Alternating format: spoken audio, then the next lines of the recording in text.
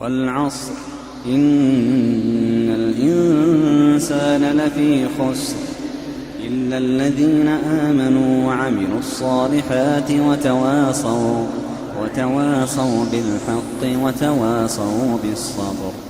بسم الله الرحمن الرحيم. الحمد لله رب العالمين حمدا كثيرا طيبا مباركا فيه، والصلاة والسلام على نبينا محمد وعلى آله وصحبه أجمعين وبعد. Следующий хадис, Китабу Джами'а, Булуг аль-Марам, хадис от Хузейфы, ради Аллаху та'аля, который сказал посланник Аллаха, саллаллаху алейхи вассалям: «Ля ядхулю джанната каттат», не войдет в рай сплетник. Хадис муттафакун алейх, приводится одинаковым образом у обоих имамов, Бухари и Муслима. И так сказано, что не войдет в рай каттат. Кто такой каттат? Каттат — это то же самое, что намам. Намам, сплетники, сказано, не войдут в рай. Не войдут в рай, что значит? Человек, который был сплетником, вообще не войдет никогда в рай, то есть отрицается здесь полностью возможность войти в рай. Нет, мы скажем, если он был единобожником, тогда он войдет в рай, но предварительно он пройдет что? Очищение от этого своего страшного греха в аду, да упасет Аллах субхану ва тааля. Вообще вхождение в рай, оно бывает двух видов. Первое вхождение — это духуль аль-мутлак, то есть неограниченное вхождение в рай. Это когда человек входит в рай без предварительного наказания и без предварительного расчета. Без расчета, без наказания входит в рай. Пусть Аллах субхану ва тааля сделает нас из числа этих людей. Как об этом сказано в хадисе достоверном, который передан от пророка алейхиссалату вассалам, что будет из моей уммы, говорит пророк алейхиссалату вассалам, 70 тысяч тех, которые войдут в рай без расчета и без наказания. Это первый вид вхождения в рай, неограниченный, то есть тот, которому не предшествует наказание, расчет. Второй вид вхождения в рай — это вообще возможность войти в рай когда-то. Хорошо, то есть такое вхождение, которому предшествует что? Наказание и расчет. Вот здесь отрицается какая возможность войти в рай. Первое, то есть неограниченно. То есть такие люди не смогут войти в рай вот так вот, без расчета, без наказания. Если и будет вхождение в рай, то какое? С наказанием перед этим, с понесением кары, ответственности за то, что они делали. Итак, что такое каттат? Каттат намам, то есть сплетник. Что такое намима? Что это значит? Что это за сплетники? Они совершают этот грех, грех намима. Что это такое намима? Намима — это значит перенесение разговоров с одного места в другое. Отнесение какого-то слова к кому-то. То есть человек говорит: ты знаешь, такой-то сказал. Хорошо? Идет к кому-то и говорит: ты знаешь, вот такой-то вот сказал то-то и то-то. А потом идет к другому человеку и говорит: а вот этот сказал то-то и то-то.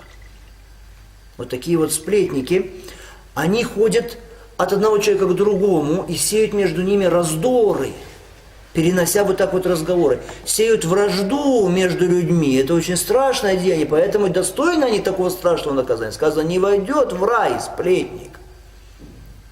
Приходит и говорит человеку: вот такой-то, такой-то говорит про тебя то-то и то-то. Хорошо. Идет к другому и говорит: такой-то говорит про тебя то-то и то-то. Вот это вот есть наммам. Это каттат, тот, который переносит разговоры людей, слова людей от одних к другим, от одного человека к другому. Для чего? Для того, чтобы посеять между ними рознь. Нужно остерегаться этого деяния, братья. Так распространенного сегодня не только среди женщин, но даже среди мужчин. Пусть Аллах субхану ва тааля упасет от этого. Вот, ходить и вот своими словами ссорить братьев, ссорить сестер, ссорить семьи, вносить раскол, ненависть между мусульманами, натравливать их друг на друга. Вот это зло от намама, зло от сплетника. Рассказывает, что из-за таких людей, которые вот так вот передавали разговоры, приходили к людям и говорили: это то-то и то-то делает, то-то, то-то и говорит. Из-за них разгорались войны даже между племенами, между народами. То есть это очень непростой грех на самом деле. Поэтому ислам запрещает его. Как запрещает ислам все деяния, все действия, которые способны посеять раздор и распри между верующими. Поэтому, посмотрите, запрещены и виды отношений, которые способны поссорить людей друг с другом. Запрещено что? Запрещено продавать что-то в обход твоего брата. То есть брат уже продал кому-то, ты идешь к покупателю и говоришь, давай я тебе лучше продам по более приемлемой цене. Запрещено почему? Потому что это раскалывает общество, ссорит верующих. Не разрешается обманывать, это ссорит верующих. Не разрешается притеснять, не разрешается идти кому-то свататься, какой-то женщине, если уже твой брат туда посватался. Нельзя делать этого. Плюс сплетники, как правило, они не только передают разговоры, которые они слышали, они еще и добавляют от себя что-то, они еще и лгут. Или передают в такой форме, в которой тот человек не сказал это, или с такой интонацией, с которой тот человек не сказал. Потому что они хотят что? Поссорить людей друг с другом. Аллах Субхану Тааля поэтому говорит в Коране: «Валя тутия кулля халляфин махин». Не подчиняйся каждому много клянущемуся, презренному, дальше сказано, хаммазим машаим бинамим. Тот, который является хулителем и который ходит и распространяет сплетни. Намима.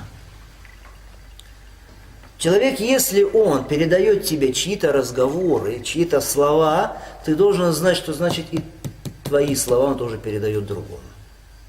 Такое правило. Если ты видишь, человек приходит, тебе, ты знаешь, вот такой-то говорит то-то и то-то, знаешь, что значит он пойдет к другому и скажет то же самое про тебя. Поэтому нужно остерегаться вот таких вот сплетников. Когда мы давали с вами определение того, что такое сплетни, вот перенос вот этих разговоров, мы сказали, что это когда человек переносит разговоры для того, чтобы посеять раздор.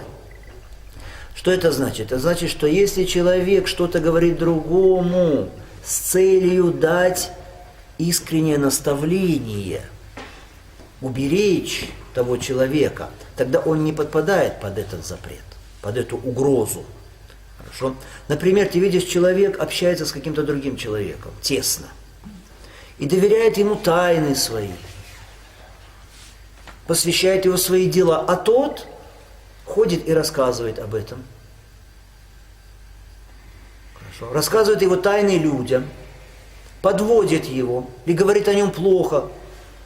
Тот человек доверяется ему, а он идет куда-то и этого человека позорит. Что мы скажем? Можно ли мы, когда мы видим, что этот человек, сплетник, ходит так, распространяет, а тот человек ему доверяется, можем ли мы молчать этому человеку, не предупредить его, не предостеречь, сказать, будь осторожен, ты доверяешься ему и говоришь все, но он же ходит и все говорит про тебя. Все, что ты ему говоришь, все, что ты ему доверяешь. Можем в этом случае дать ему искреннее наставление? Можем. Будет ли это означать, что мы сейчас совершаем это деяние? Становимся сплетниками? Нет. Хорошо? То есть очень важно намерение и цели человека, конечно, очень важны. Какие выводы мы сделаем из этого хадиса?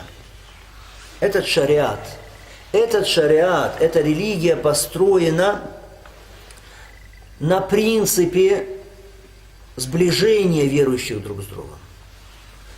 Она положила такие принципы, которые заставляют людей любить друг друга. Эта религия заботится очень о любви и сплоченности верующих.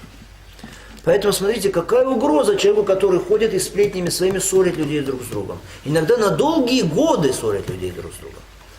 Какая угроза? Почему? Да потому что это такая причина веская для появления раздора среди мусульман и вражды. Другой вывод из этого хадиса, что сплетни – это на самом деле, распространение сплетни, перенос разговоров, это на самом деле из величайших грехов, из аль-кабаир. Это не мелкий грех, не малый грех, это из аль-кабаир. Почему? Да потому что есть специальная угроза за этот грех. Разница между большими и малыми грехами. Даны разные определения учеными, но наиболее правильное определение, что если в Коране или Сунне названо специальное какое-то наказание за какое-то деяние, то это будет большой грех, великий грех, кабира. Намима распространение сплетен, перенос разговоров относится к таким грехам. Хорошо, вопрос. А если кто-то спрашивает вас, скажи мне, пожалуйста, такой-то, такой-то человек, говорит ли он что-то обо мне? Переносит ли он какие-то разговоры? Что-то говорит, что вот я сказал, например. Что мы скажем? Должны ли мы отвечать на этот вопрос? То есть мы были у кого-то, с кем-то общались, потом другой человек спрашивает, а вот он про меня что-нибудь сказал? Он что-нибудь вообще говорил? Нужно ли ему говорить, да, он про тебя сказал то-то и то-то, например? Или нет? Нет, нельзя. Даже если он просит тебя, тот человек, нельзя говорить. Почему? Потому что это станет причиной потом раздоров и вражды. Более того, мы скажем, тому человеку, который говорит ему, сказал ли тот про меня что-то, он сам поступил неправильно, поступает неправильно. Зачем ты спрашиваешь, сказал он про меня что-то или нет? Зачем ты ищешь сам для себя проблем? Сейчас тебе сообщит этот человек, что про тебя сказали нечто, что будет? Ты разозлишься, ты обидишься, ты будешь печалиться, будешь грустить. Не надо тебе этого делать. У тебя возникнет неприязнь потом к твоему брату-мусульманину. Хорошо.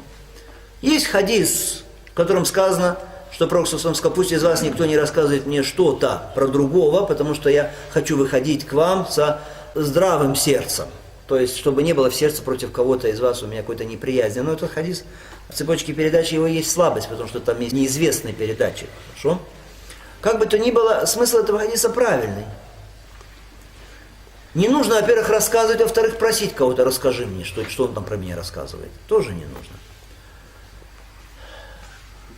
Вопрос, как мы сказали еще, когда перенос разговоров допустим, когда в этом есть необходимость, когда ты знаешь, что какой-то человек замышляет против другого какое-то зло. Если ты знаешь, что какой-то человек решил убить другого, и он сказал об этом тебе, сказал, я вот его убью скоро. Что ты будешь молчать, скажешь, на мимо это плохо, сплетни, я не пойду, не скажу ничего никому, пока тот не убьет. Или скажет, я вот хочу пойти украсть что-то у него, или забрать в скором будущем у него что-то, какой-то вред ему причинить хочу. Или я хочу его обвинить в каком-то грехе, вот ищу сейчас лжесвидетелей для этого. Что, ты будешь молчать? Нет, ты должен будешь делать это. Хорошо? В таком случае разъяснить, передать, это будет уже твоей обязанностью, потому что это будет из разряда насыха, то есть искренности в отношении верующих. Это что касается данного хадиса.